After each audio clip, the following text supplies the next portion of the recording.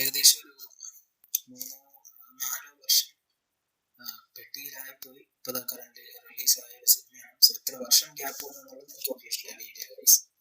So ആർക്കെങ്കിലും മർഫിൽ.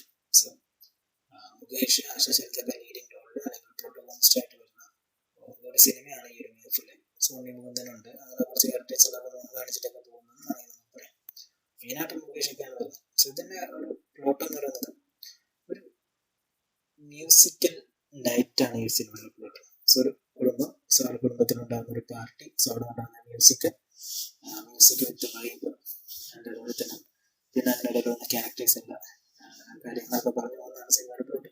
പ്രത്യേകിച്ചൊരു കഥയൊന്നുമില്ല, ഒരു വൺ നൈറ്റ് സ്റ്റോറി എന്നൊക്കെ വേണമെങ്കിൽ പറയാം. ജസ്റ്റ് നിങ്ങൾക്ക് സമയമുണ്ടെങ്കിൽ